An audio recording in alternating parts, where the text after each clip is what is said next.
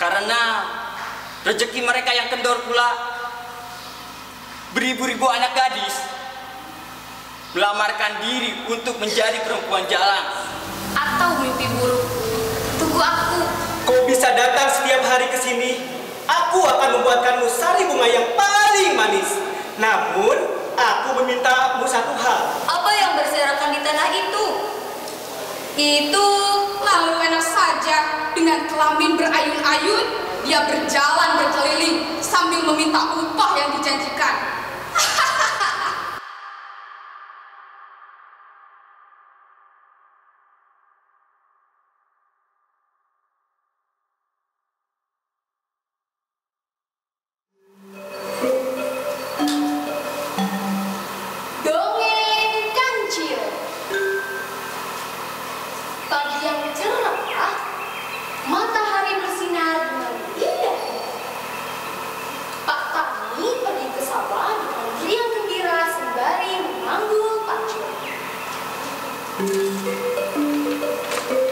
Aku akan memeriksa kebun timunku. Barangkali besok sudah bisa dipanen. Demikian Pak Tani. Tetapi sesampainya di kebun timun, alangkah kagetnya Pak Tani. Kira-kira kenapa Pak Tani kaget ya? Oh adalah, aduh, siapa yang merusak kebun timunku ini? Mengapa harus dirusak? Kalau mau ambil, boleh saja tinggal ambil toh. Aku kan bukan petani yang pelit. Wah, ternyata buah timun Pak Tani banyak yang rusak. Kasihan ya Pak Tani. Lalu dengan hati murah, Pak Tani pulang ke rumah. Ia menduga-duga hewan apakah ya yang suka makan ketimun? Siapa ya?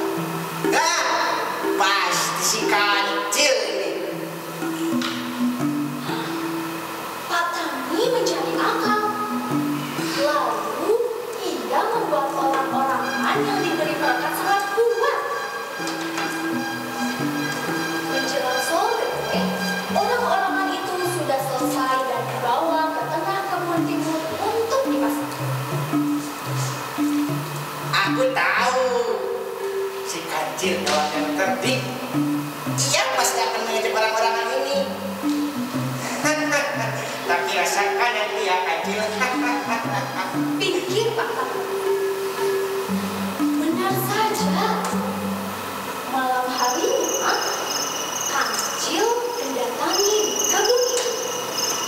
Ia tertawa sinis melihat adanya orang-orangan itu. Cuma orang-orangan, siapa takut? Lalu kancil melintasi orang-orangan itu. Dan kini dia makan buah timun yang sudah matang itu. Ternyata tidak banyak yang dimakan kancil. Hanya 3 buah saja yang sudah berhenti. Karena dia sudah merasa kenyang. Lalu dia juga tidak merusak timun yang lain. Bos makan timun, kancil lalu mendatangi orang-orang itu. Sifat jahilnya kambuh.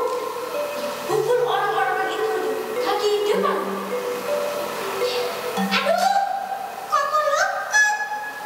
Pergi kecintaan. Hei, pergi! Lepaskan kakiku. Kalau tidak, aku pukul lagi kau. Tentu saja, orang-orangan itu hanya diam saja. Kancil memukulkan kaki depannya yang satu. Dan kini, kedua kaki kancil melekat erat di baju orang-orangan itu.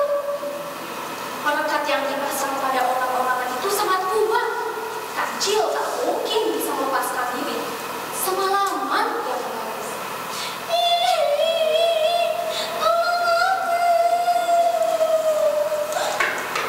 Pagi harinya, Pak Tani datang. Ini dia biang keroknya. Ditangkap kau. Hei, kancil. Kau boleh makan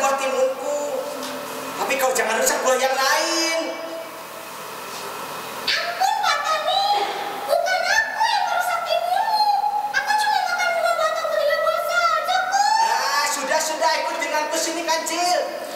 Pak Tani tak percaya omongan Kancil. Dia ikat leher si Kancil dan diseret pulang ke rumah.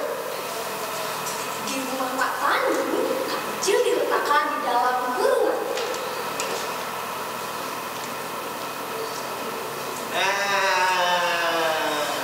Batu ini sangat berat, Cil. Tak mungkin kamu bisa meloloskan diri. Ampun, Pak Tani. Maafkan aku. Oh, Pak Tani lalu pergi ke pasar. Batu ini sangat berat, Cil. Aku akan membeli bubuk sate. Ampun, Pak Tani. Aku jangan dikate. Nenek si kecil. Pak Tani pergi ke pasar. Pada saat itu, ada seekor anjing mendatangi kurungan si kecil.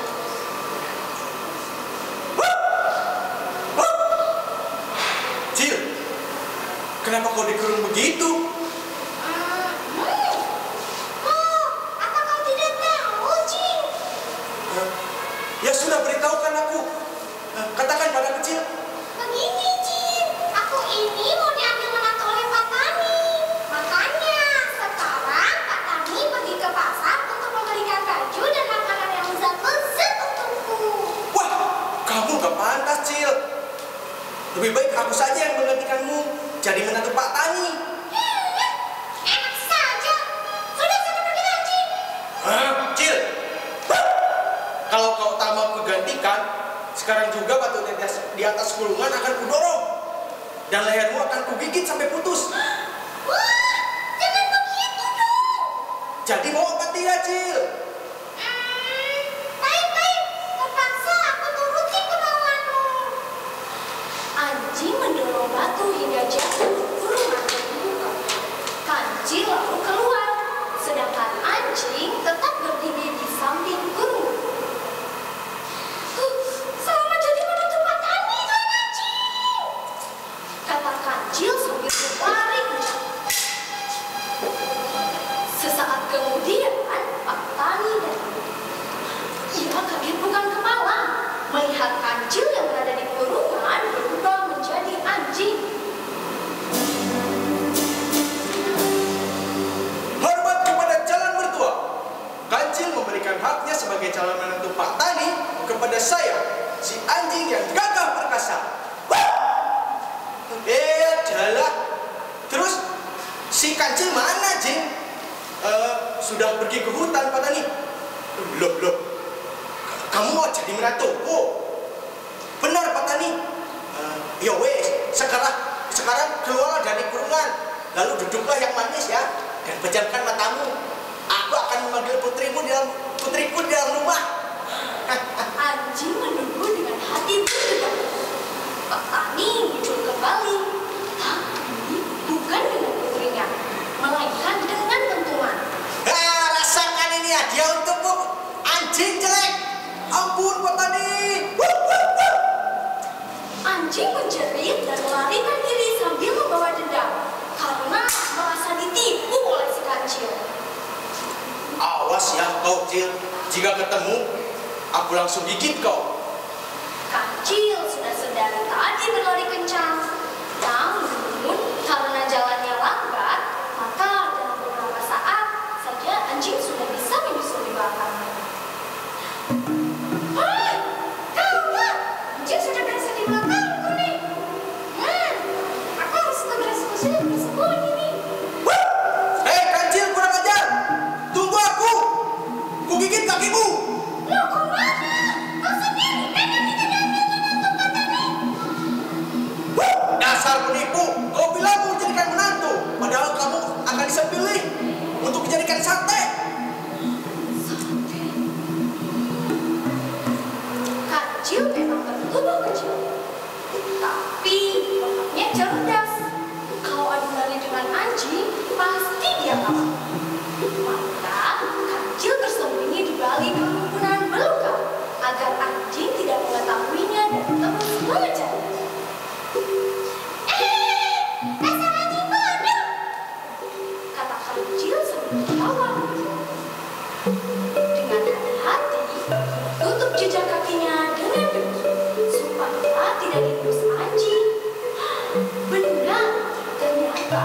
anjing itu tidak mengetahui keberadaannya. Cukup anak kecil bersembunyi setelah merasa aman keluar dari belukan. Kira sudah sangat jauh anjing itu berlari. Saatnya keluar nih. Kancil berjalan ke arah yang berlawanan dengan anjing. Hingga suatu ketika, ia sampai di tepi sungai. Bagaimana cara menyeberangnya ya? Sepertinya sungai ini cukup dalam. Kancil berlari sejenak. Ketemu sekarang. Ia berjalan ke arah kerumunan pohon pisang yang masih kecil. Dengan sekuat tenaga, ia mendorong batang pohon pisang hingga satu persatu roboh. Kira-kira apa yang akan diperbuatnya dengan batang pohon pisang itu ya? Ternyata Kancil mau membuat rakit dari batang pohon pisang itu untuk menyeberang sungai. Pintar juga dia ya. Setelah rakitnya jadi, dia tarik ke tepi sungai. Aduh, beratnya takut. Kancil mengeluh.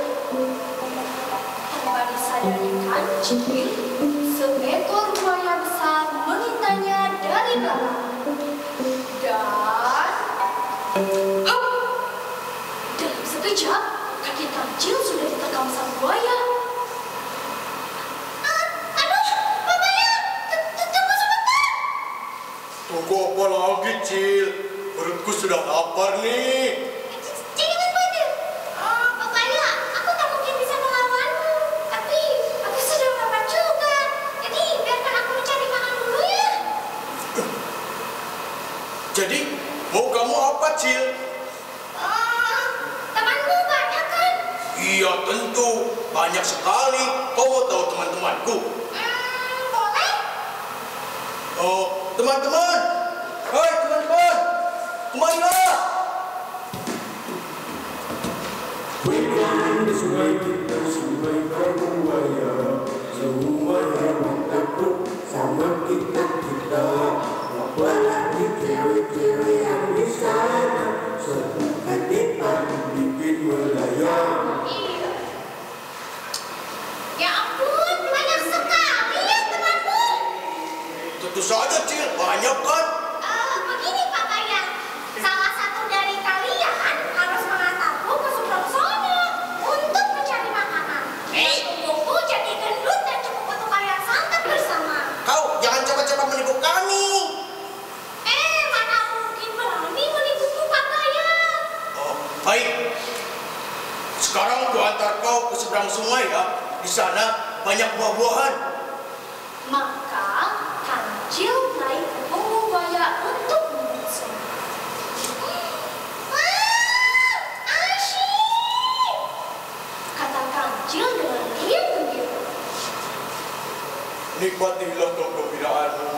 Karena sebentar lagi kau akan masuk ke dalam perutku, Kancil. Pikir apa ya? Hei, Cil. Kau jangan coba-coba menipuku ya. Kata Papaya sambil menunggu di pinggir sungai. Sementara Kancil mencari buah-buahan untuk disantap sepuasnya. Tak berapa lama, Kancil muncul lagi dengan perut yang lebih gendut. Rupanya sudah kenyang dia makan. Pak Kaya, berapa jumlah temanmu? Banyak, Cil. Banyak itu berapa? Dihitung dong. Banyak sekali, tapi belum pernah kuhitung, Cil. Hitung dulu, hitung. Oh, teman-teman. Oh, berhitung, teman-teman. 1, 16. Oh, semuanya 16. Bodoh sekali kau ini. Masa 4 buah saja dihitungnya 16? Bagaimana cara membagi dagingku nanti? Baiklah, begini saja. Aku yang menghitung jumlah kalian. Sekarang berbaris dengan rapi membentuk jembatan ke seberang sana. Setuju, Cil. Tapi karena aku pemimpin buaya di sungai ini, maka aku berhak mendapatkan pahamu. Ayo, terserah, cepat berbaris. Para buaya berjajaran. Kancil meloncat dari punggung buaya ke punggung buaya lainnya sambil menghitung hingga ia sampai di seberang sungai.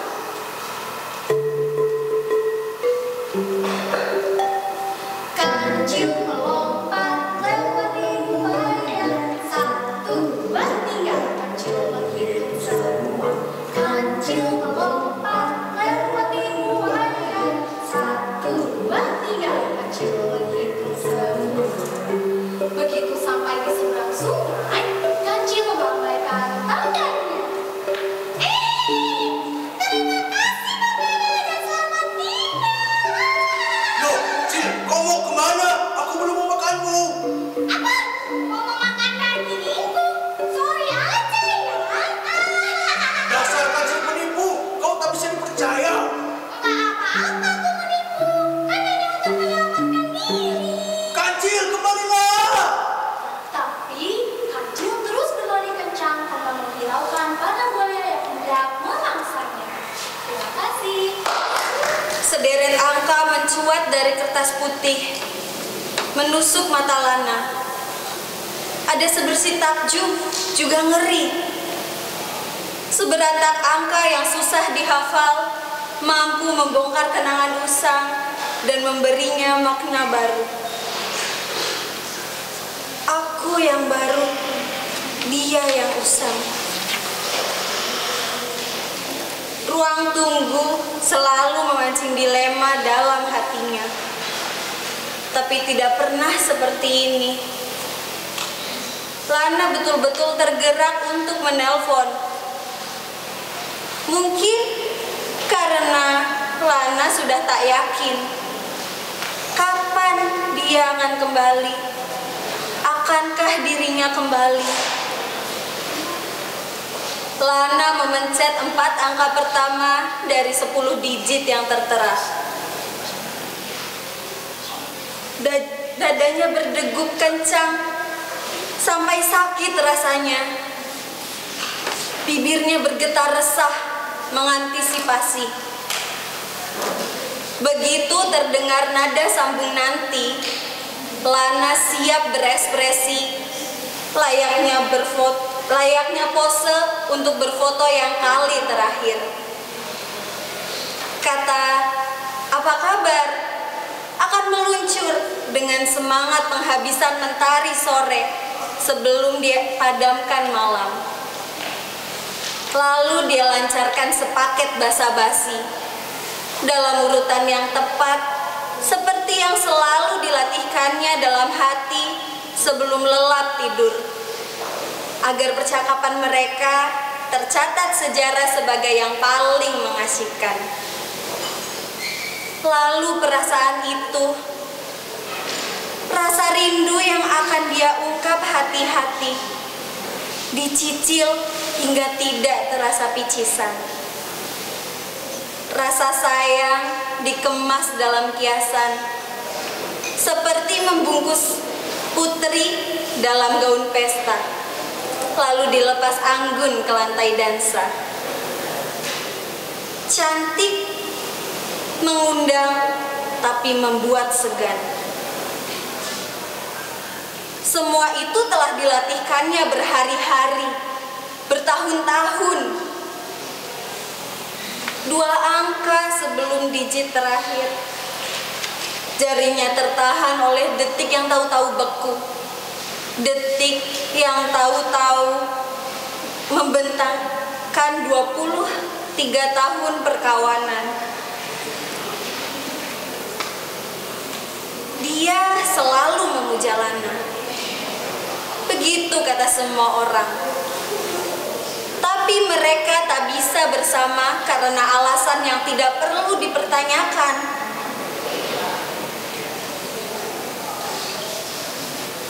Kamu itu bajai bermesin BMW. Begitu Lana mengungkapkan padanya saat didesak. Lana kenal banyak BMW bermesin bajai. Dan semua itu habis dia hina-hina.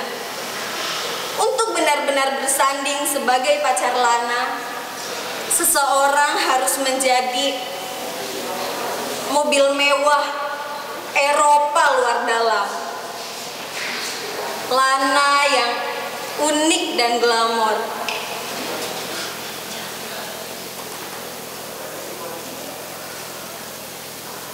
Kamu cukup jadi kacung intelektualku saja, kata Lana kepadanya. Mereka berdua lantas tertawa-tawa. Mereka suka perumpamaan itu. Sekalipun hatinya patah, setiap kali kata kacung terlontar dari bibir Lana yang menguncup menggemaskan. Dia ingin menjadi pendekar sakti, seorang master, ilmuwan kaya raya yang menciptakan temuan-temuan hebat untuk memajukan umat manusia. Lana ingin menjadi anggota dari kelompok ultra elit yang memperoleh teknologi canggih dari makhluk Mars untuk membangun koloni di bulan. Mereka percaya teori konspirasi dan secara berkala bertukar informasi yang dikarang sendiri. Tak ada orang lain yang mampu menghibur Lana sebegitu sempurna, memuaskan rasa humornya, menjajal daya hayalnya. Masa kuliah mereka habiskan di tempat yang berbeda. Dia kuliah di UI, dan untuk itu terpaksa menumpang di dapur pamannya di Lenteng Agung karena beliau beranak 8, dan itulah satu-satunya tempat yang masih muat digelari kasur. Lana kuliah di USC yang mengharuskannya tinggal di Los Angeles. Sama-sama LA, baru kalau diuraikan perbedaan kelasnya terlihat. Canda mereka selalu. Namun ada kalanya persamaan insignifikan itu, aksara L dan A menjadi satu-satunya penghibur kala kangen mereka tak lagi terbendung. Lana tidak menyelesaikan kuliahnya di USC, dan itu tidak masalah. Bisnis keluarganya terlalu banyak untuk menunggu sebuah gelar kesarjanaan. Lain halnya dengan dia yang menempuh gelar demi gelar, mengetuk banyak pintu demi beasiswa, lalu kembali berjuang meniti karir akademis yang terjal, yang tak akan pernah membuatnya sekaya raya Lana. Saat dia jadi dosen, hidup sederhana dalam rumah cicilan tipe 36 di perumahan milik universitas yang sebagian masih rawa-rawa. Lana membantunya pindahan dan bahkan ikut tidur di atas tikar. Pendar-pendar televisi pemberiannya menyemarakan dinding polos yang tak berhias. Lana tidak punya koloni di bulan, tapi penghasilannya lebih dari cukup untuk menghadiahkan televisi. Lana tinggal seminggu di rumah itu. Setelah kita mencoba hidup 24 jam kali 7 hari dengan seseorang dan tidak merasa bosan, maka orang itu bisa kita nikahi. Lana berteori. Mendengar ucapan Lana, dia tertawa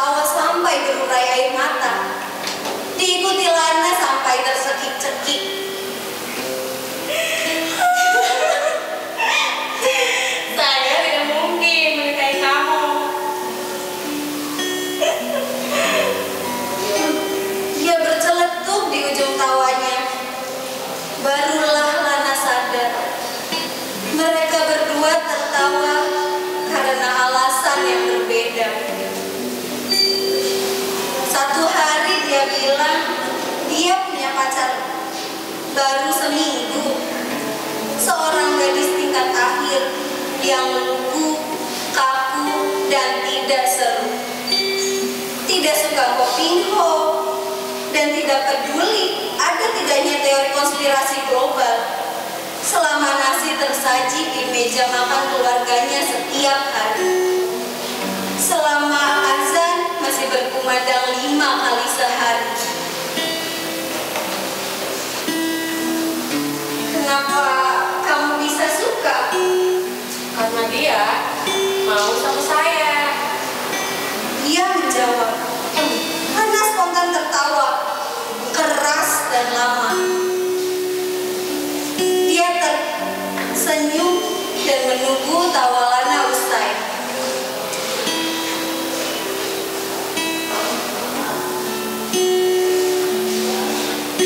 Saya akan menikah. Lanjutnya saat ini. Bagaimana kamu bisa menikahi orang yang baru kamu kenal, yang tidak seru, tidak bisa menghargai keunikan pikiranmu, yang tidak bisa kamu ajak bercanda semalaman suntuk? Cecar Lana yang mulai marah karena percakapan mereka makin tidak lucu. Dia diam, menatap Lana dengan lelah. Dia jemu menanti yang tak pasti. Dia jenuh menjadi pihak yang tak berdaya. Manusia mana yang tidak? Pikir Lana. Namun dirinya tak bisa berbuat apa-apa. Keadaan mereka terlampau jauh berbeda. Terkadang Lana berpikir, keajaibanlah yang melahirkan manusia satu itu. Bagaimana mungkin lingkungan serba kekurangan, kolot, konservatif, ortodoks, kampungan, dan segala adjektif yang menandakan sindrom klaustrofobia sosial mampu melahirkan dia yang sebegitu canggih dan gila, seolah dia terbelah dalam 2 dunia. Dunianya bersama Lana dan bersama sisa dunia tanpa Lana. Lana ingat saat kali terakhir nomor itu tertera di layar ponselnya.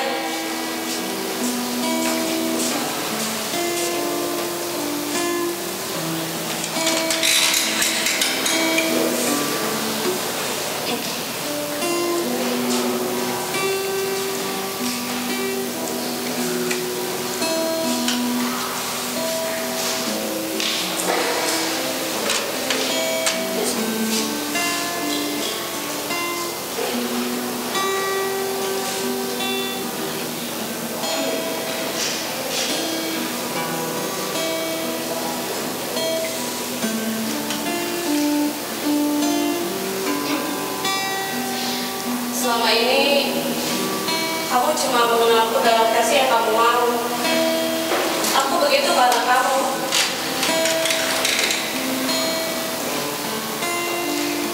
Kamu tidak pernah tahu siapa diriku sebenarnya.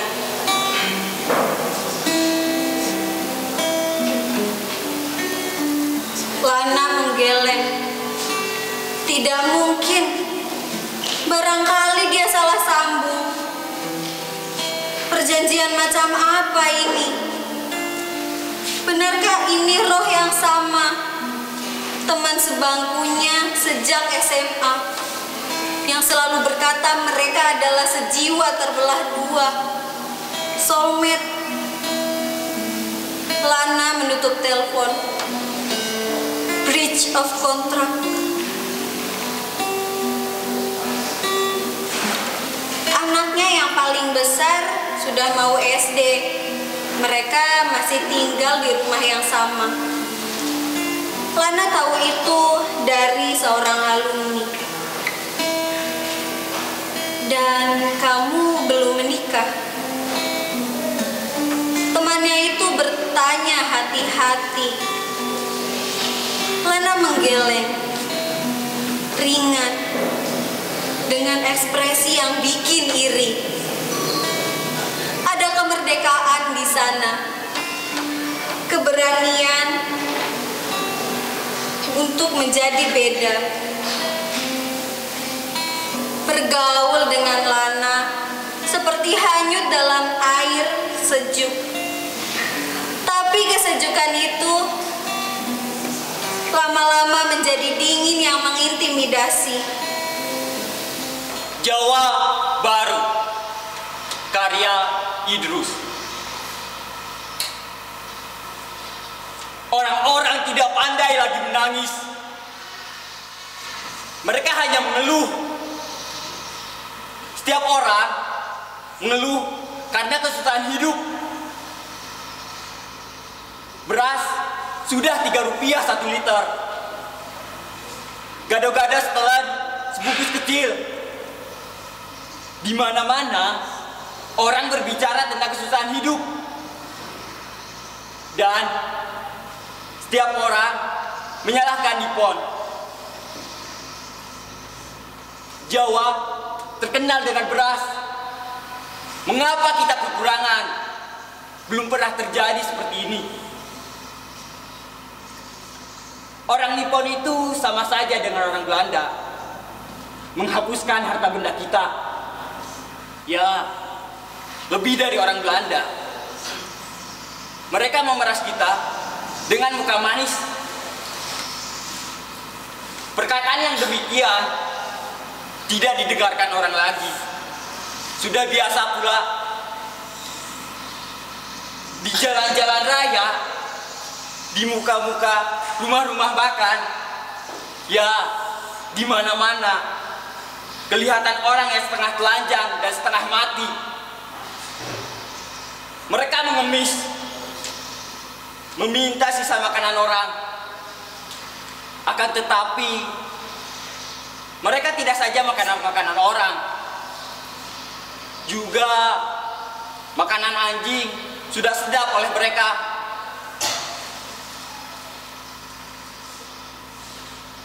Setiap hari kelihatan orang tergelembang di tengah jalan. Orang banyak berkerumun. Dan jika ada salah seorang yang bertanya, mengapa ia tergelembang di sana? Jawab yang lain, untuk mencari makan. Seorang anak muda duduk di bawah sebatang pohon, telanjang sebenar-benarnya, seperti kuda atau binatang lain. Setiap ada orang yang melewatinya, ditutupnya sebagian tubuhnya. Tetapi apalah yang dapat ditutup dengan 12 telapak tangan? Anak-anak gadis melihat kepada anak muda itu, dan mereka tertawa. Seperti ada yang lucu pada anak muda itu. Anak muda itu pun tidak dapat berjalan, tidak dapat mengemis. Malu masih ada pada dirinya.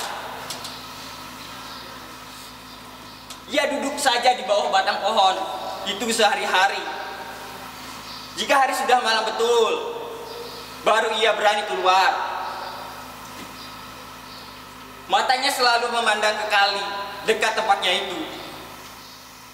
Jika ada bangkai ayam atau bangkai orang yang hanyut, tergesa-gesa ia turun ke kali itu. Diangkatnya bangkai ke tepian dan dimakannya. Anak muda itu pun kesudahannya mati juga. Tidak karena kekurangan makan, tetapi karena terlampau banyak makan bangkai. Perempuan-perempuan jalan sudah banyak yang mati kelaparan, karena rezeki mereka yang kendor pula. Beribu-ribu anak gadis melamarkan diri untuk menjadi perempuan jalan. Mereka ini mencari uang untuk membeli beras buat sanak saudara. Beribu-ribu orang pula mencari gadis ini. Akhirnya gadis-gadis ini mati juga karena bunganya sudah layu, tidak dihinggapi kumbang lagi. Anak-anak yang masih berbaju pun tidak terhindar dari bahaya ini. Mereka semua pucat. Mereka melakukan onani untuk menghilangkan lapar. Akhirnya mereka ini pun mati, kata dokter, karena banyak onani.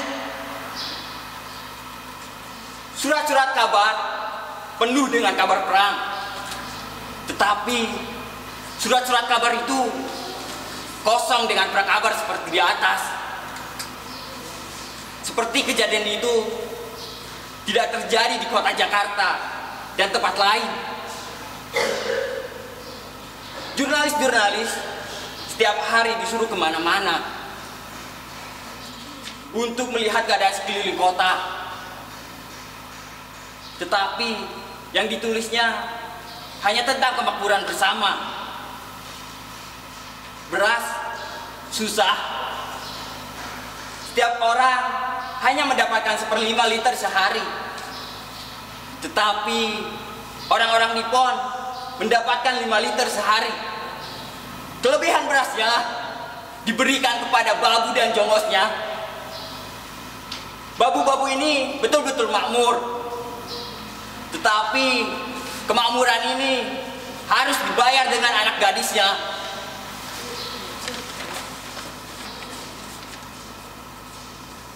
Dan jika tuan Nipponnya sudah bosan kepadanya, mereka mati kelaparan. Jawa Hokokai mengadakan rapat besar. Dalam rapat itu diajukan pertanyaan oleh orang-orang Nippon dan harus dijawab oleh yang hadir. Seperti di rumah sekolah saja, pertanyaan orang-orang itu mengenai bagaimana setepat-tepatnya berbakti kepada pemerintah, bagaimana setepat-tepatnya menambah hasil bumi. Orang-orang berpikir dan setiap pembicara tidak dapat menjawab pertanyaan orang Nippon itu. Seperti pertanyaan itu susah betul. Mereka mengungkapkan kesusahan hidup rakyat. Kata setiap pembicara, pengurus Jawa Hokokai harus diubah. Mereka terlalu sedikit mengetahui keadaan rakyat. Beberapa orang di belakang tertawa dan berbisik-bisik. Ya, bagaimana akan mengetahui keadaan rakyat kalau perut sudah gendut oleh nasi berbal-bal? Pada hari permusyawaratan kedua, orang Nippon itu mengatakan pertanyaan lagi. Pada akhir pembicaraannya diberikan nasihat bahwa yang akan bicara hanya tentang pertanyaan itu saja. Hal-hal yang dikemukakan orang-orang yang kemarin itu tidak ada gunanya sama sekali.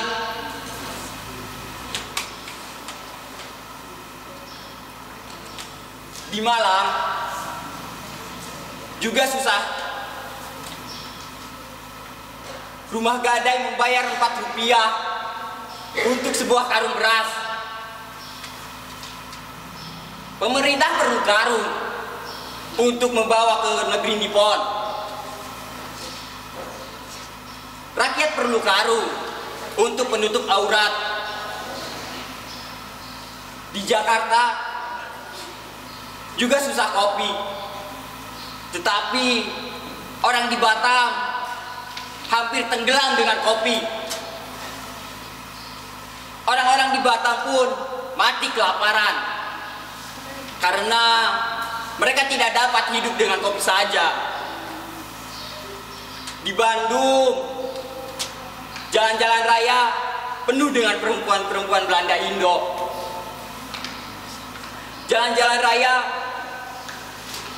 mereka berjualan badannya.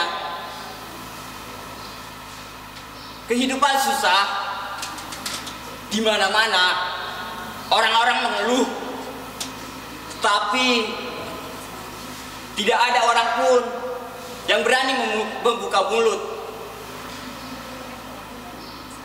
Seorang utusan pemerintah baru kembali dari perjalanannya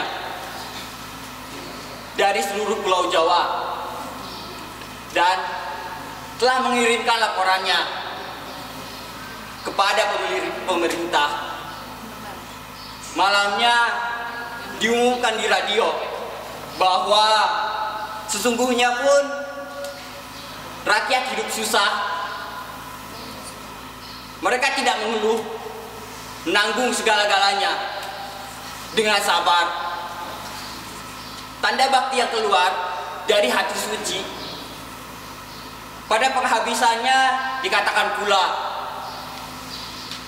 bahwa pemerintah Nippon itu terharu sekali dengan keputusan seluruh rakyat Indonesia. Tokyo terletak di utara, jauh sekali dari Pulau Jawa.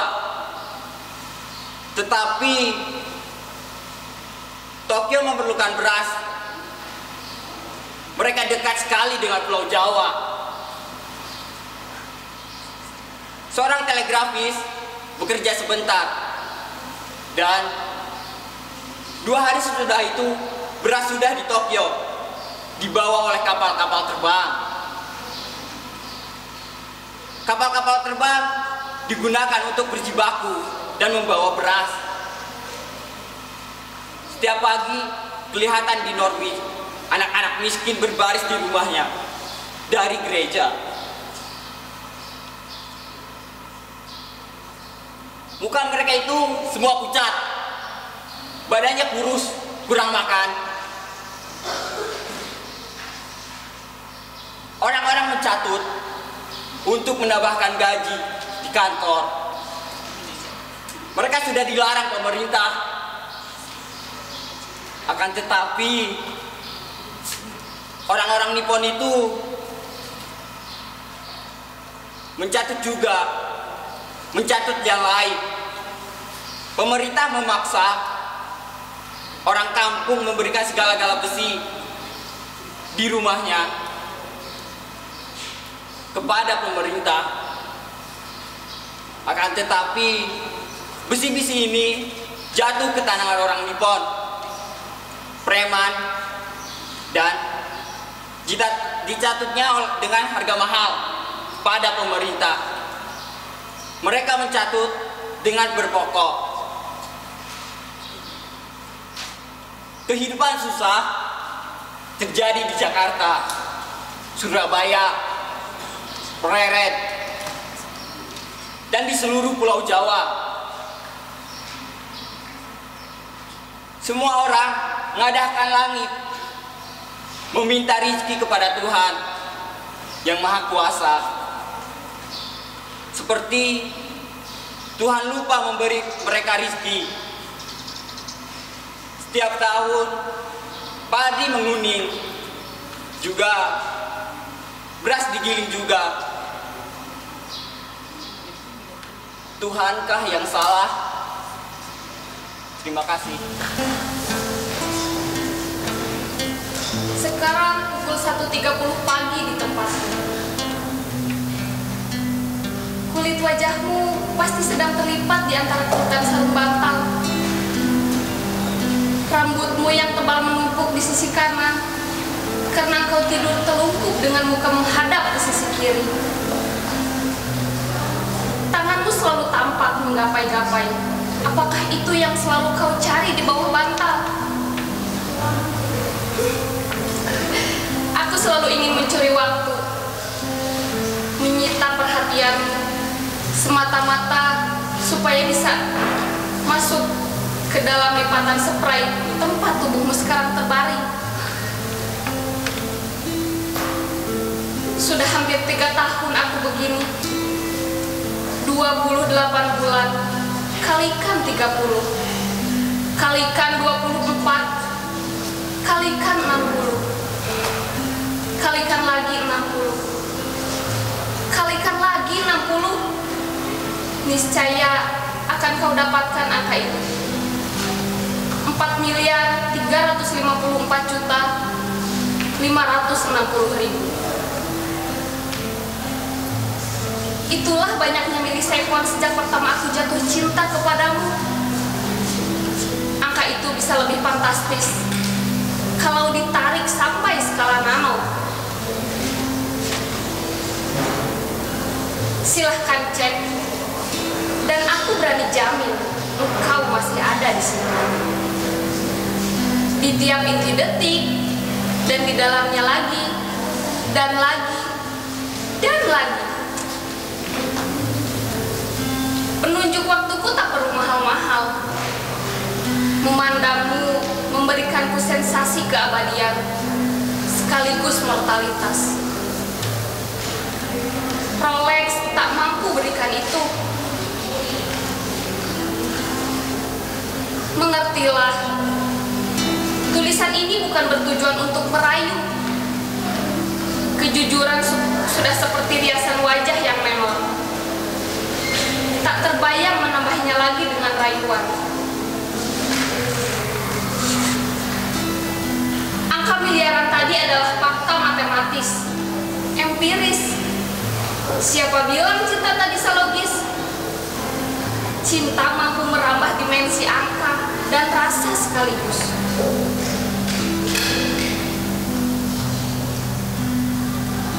Sekarang pukul 2.30 di tempatmu.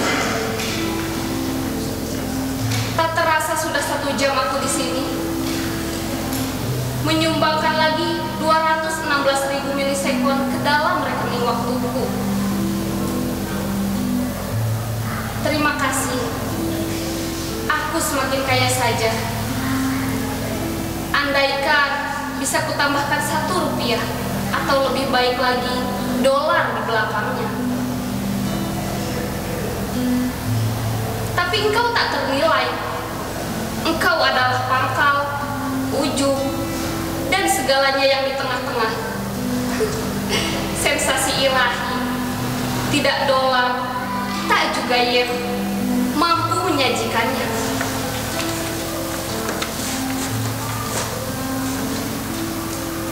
Aku tidak pernah terlalu tahu keadaan tempat tidurmu. Bukan aku yang sering ada di situ. Entah siapa. Mungkin cuma guling atau bantal-bantal ekstra. Terkadang benda-benda mati justru mendapatkan apa yang paling kita inginkan. Dan tak sanggup kita bersaing dengannya. Aku iri pada baju tidurmu, handukmu, apalagi pada guling. Sudah, stop. Aku tak sanggup melanjutkannya. Membayangkannya saja ngeri. Apa rasanya dipeluk dan didekap tanpa pretensi? Itulah surga. Dan manusia perlu beribadah jungkir balik untuk mendapatkannya. Hidup memang bagaikan mengitari gunung Sinai. Tak diizinkan kita berjalan lurus-lurus saja demi mencapai tanah perjanjian.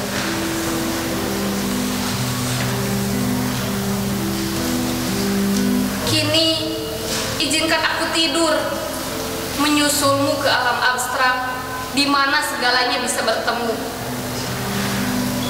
Pastikan kau ada di sana, tidak terbangun karena ingin pipis atau mimpi buruk. Tunggu aku.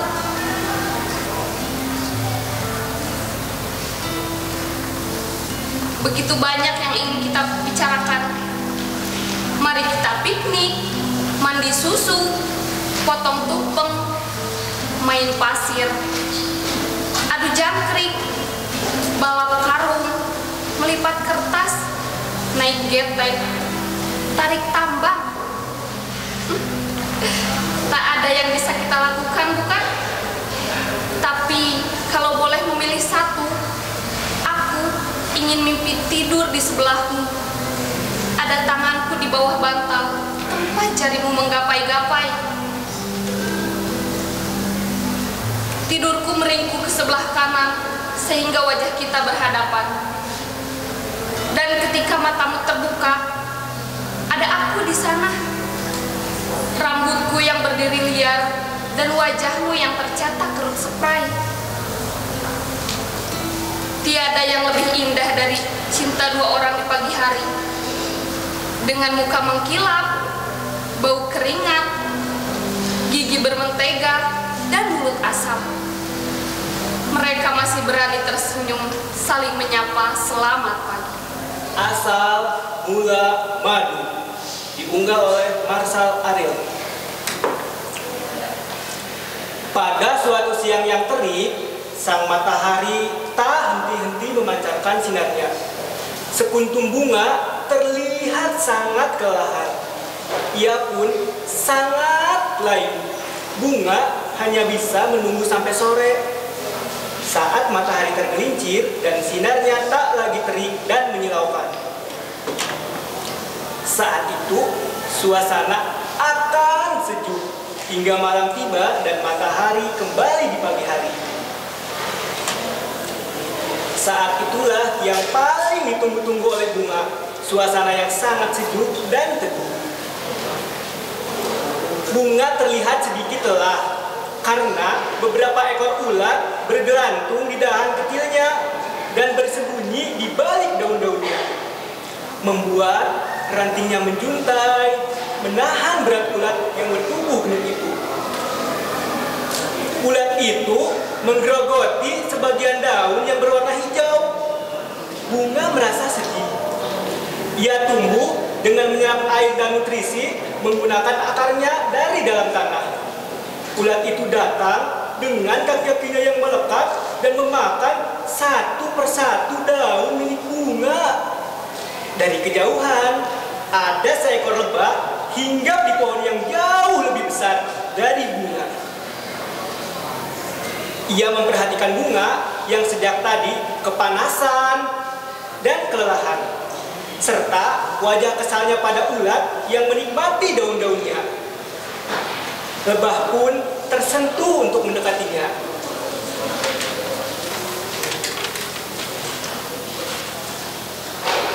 Bunga, kau terlihat sangat lelah dan layu.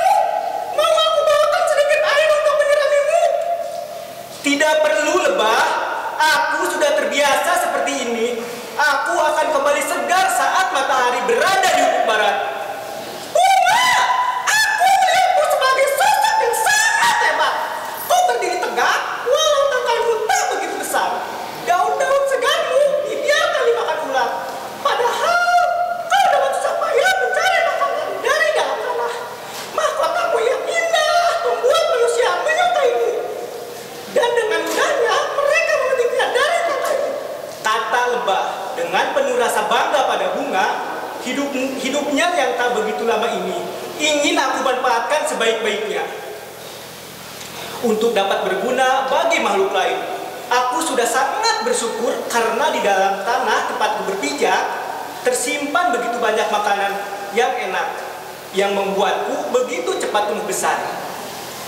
Aku juga berterima kasih pada matahari karena sinarnya telah membantuku dalam proses penyerapan makanan. Semua itu aku dapatkan dengan gratis. Lebah mengangguk mendengar penjelasan bunga. Aku ingin sepanjang hidupku dapat bermanfaat bagi semuanya. Kau tahu, lebah? Di dalam kelopak bungaku terdapat sari bunga yang jika kau minum akan terasa manis. Dan kau pasti suka. Tambah bunga. Lebah merasa sedikit ragu apakah bunga ingin menipu dirinya ataukah memang benar yang ia katakan. Cobalah kupu-kupu melakukan itu, dan mereka sangat suka karena rasanya yang enak dan manis.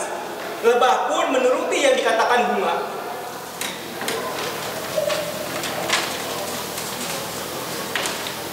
Lebah yang ragu mencicipi sedikit sari bunga. Matanya terbelalak seketika, dan ia pun langsung meminum sari bunga yang ada di dalam kelopak bunganya. Temannya itu, bunga, hanya tersenyum melihat lebah yang menyukai sari bunga miliknya. bisa datang setiap hari ke sini, aku akan membuatkanmu sari bunga yang paling manis. Namun, aku memintamu satu hal. Hidupku tidak akan lama ini. Jadi, sari-sari yang menempel pada tubuhmu itu, tolong sebarkan pada bunga-bunga lain. Agar tumbuh bunga-bunga baru, menggantikanku. Lebah pun setuju. Setelah menyerap sari bunga, ia pun menyebarkan serbuk sari bunga pada bunga lain, agar ia tumbuh menjadi bunga baru. Tak lama kemudian, lebah datang lagi untuk kesekian kalinya pada bunga.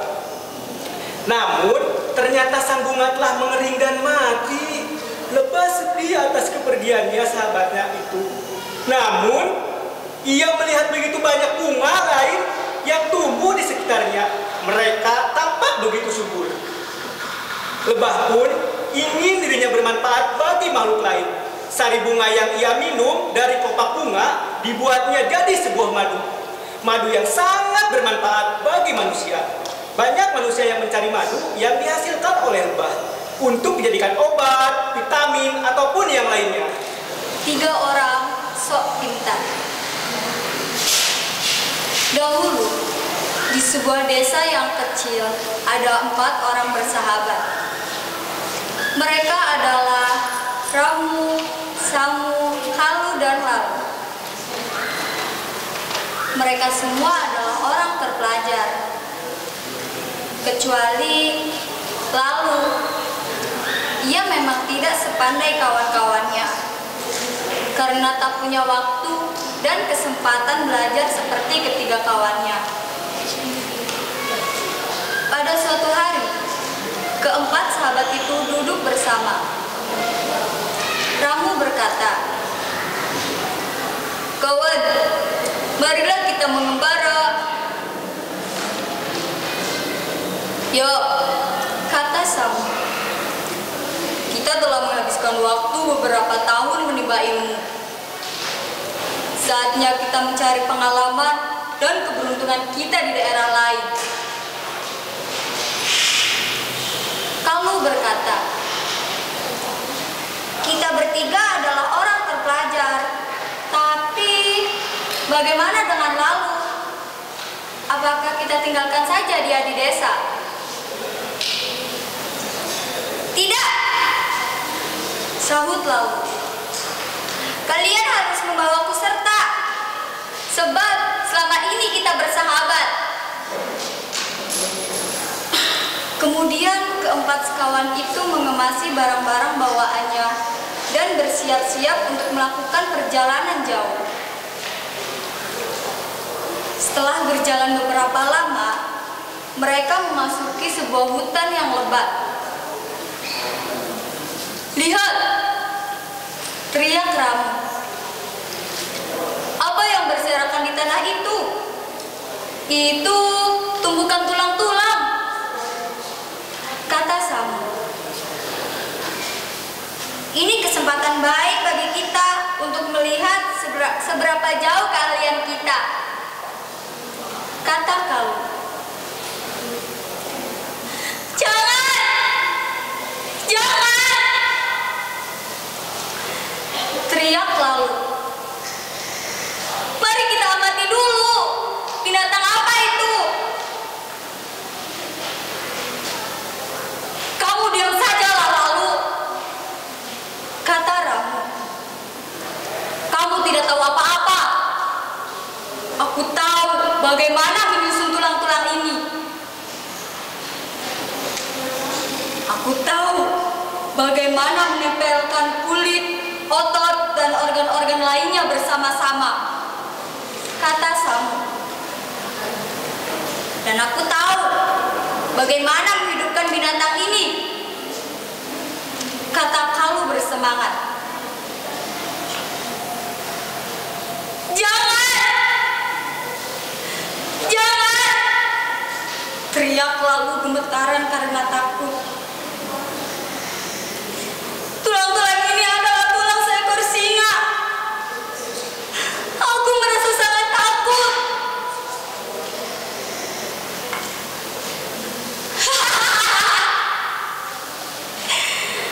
Ketiga sekawan itu tertawa.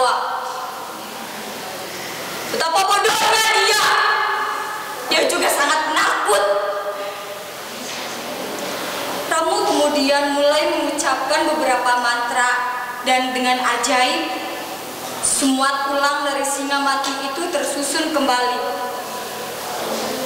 Kemudian Samu dengan kemahirannya memberikan kulit, otot, dan organ-organ lain dari singa itu bersama-sama. Hentikan! Teriak lalu. Kalian telah bertindak terlalu jauh.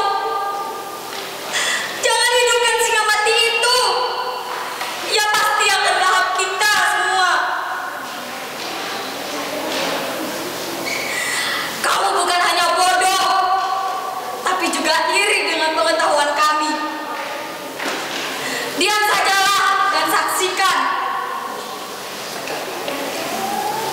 kata ketiga kawanan itu dengan marah. Sementara Kalung mengucapkan mantra-mantra, lalu cepat-cepat memanjat sebatang pohon dan duduk di sana penuh ketakutan.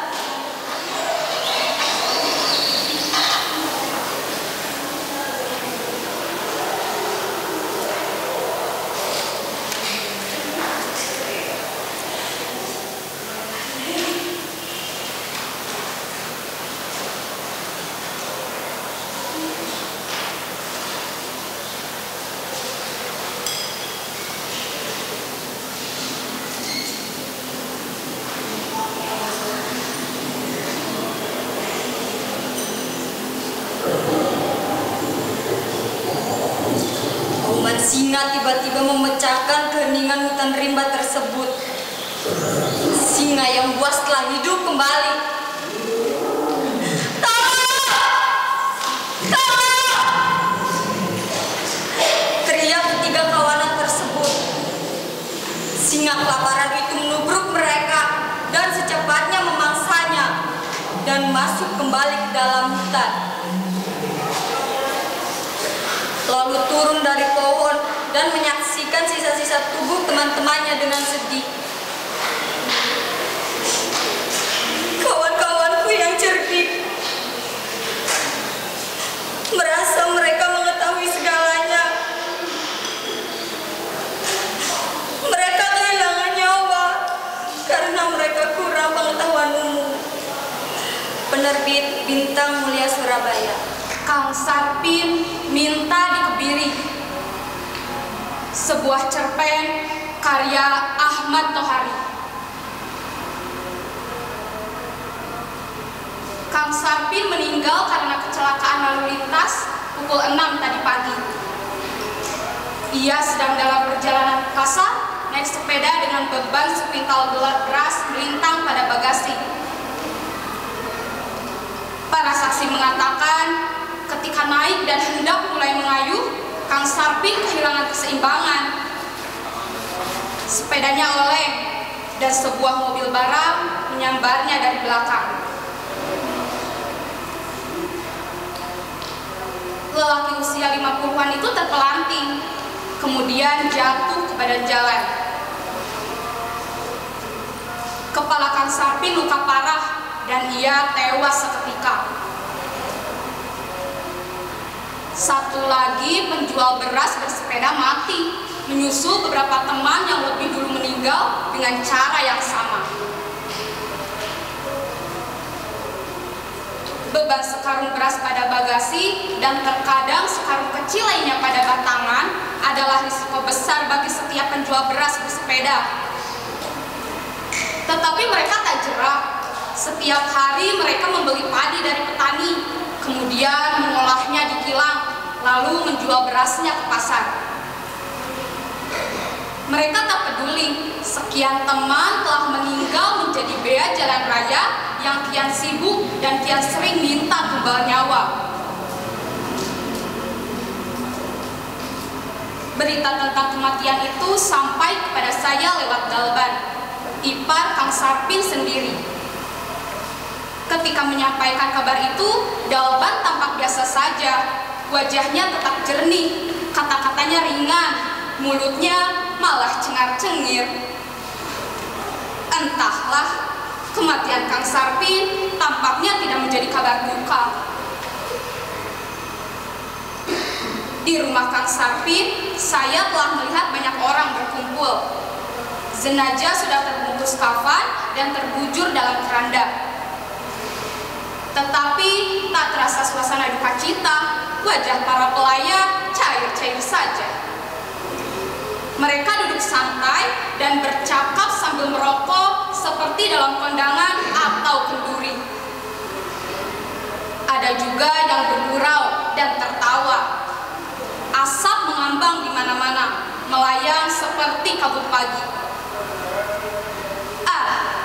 Saya harus bilang apa? Di rumah Kang Sarpin pagi itu memang tak ada duka cita atau bela sungkawa. Kalaulah ada seorang yang bermata sembab karena habis menangis, ialah istri Kang Sarpin. Tampaknya istri Kang Sarpin berduka seorang diri. Setelah menaruh uang tajiah di kotak amal, saya mencari kursi yang masih kosong. Sial, satu-satunya kursi yang tersisa berada tepat di sebelah Dalban. Ipar Kang Sarpin masih ngoceh tentang si mati. Dan saya tak mengerti mengapa omongan si Dalban seperti menyihir para pelayat. Orang-orang tampak tekun menikmati cerita tentang almarhum dari mulut nyinyir itu. Ya, Wong Gemblung itu sudah meninggal, kata Dalban dengan enak. Wajahnya tampak tanpa beban. Bagaimana aku tak menyebut ipakku itu Wong Gemblung? Coba dengar, suatu ketika di kilang padi, orang-orang menantang Sarpin.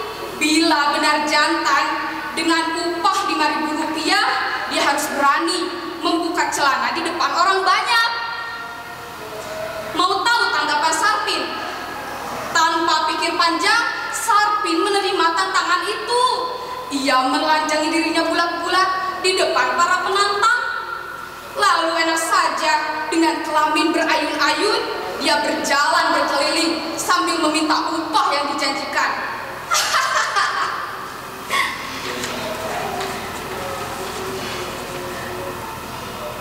Cerita Dalban terputus oleh gelak tawa orang-orang, dan Dalban makin bersemangat. Ya, orang-orang hanya nyengir dan mengaku kalah, malu dan sebal. Sialnya, mereka harus mengumpulkan uang 5.000. Tetapi Cablek, penjual pecel di kilang padi, yang melihat kegilaan Sarpin berlari sambil berteriak, "Sarpin gemblung! Dasar wong gemblung!" Orang-orang tertawa lagi, dan jenazah Kang Sarpin terbujur diam dalam keranda hanya beberapa langkah dari mereka.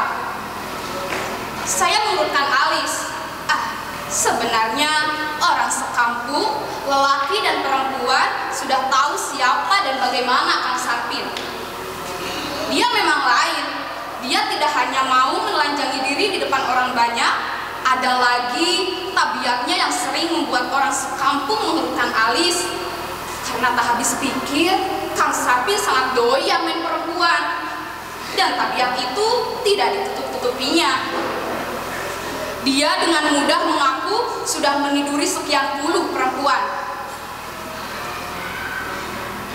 Saya selalu tidak tahan bila hasrat birahi tiba-tiba bergolak, kata Kang Sarpin suatu saat. Tetapi Kang Sarpin masih ada baiknya juga, cerita Dalban lagi. Meski gemblung, dia berpantangan meniduri perempuan bersuami. Kalau soal janda sih, jangan ditanya, yang tua pun dia mau. Dan hebatnya lagi, dia juga tak pernah melupakan jatah bagi istrinya, jatah lahir maupun batin. Dalban terus ngoceh dan orang-orang tetap setia mendengar dan menikmati ceritanya. Saya juga ikut mengangguk-angguk, tetapi saya juga merenung, sebab tadi malam kira-kira 10 jam sebelum kematiannya, Kang Sarpin muncul di rumah saya.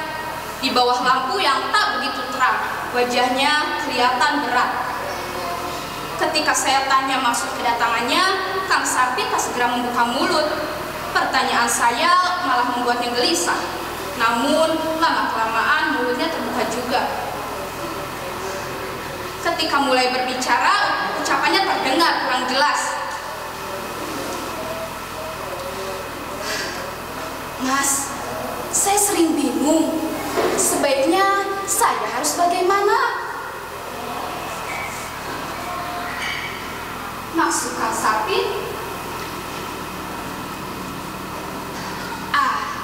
Mas kan tahu, saya orang jelek, wong gemblung, doyan perempuan. Saya mengerti, sebenarnya semua orang tak suka kepada saya.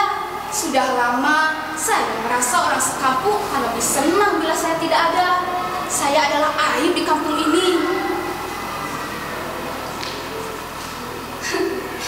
Kang, semua orang sudah tahu siapa kamu. Dan ternyata tak seorang pun mengusikmu.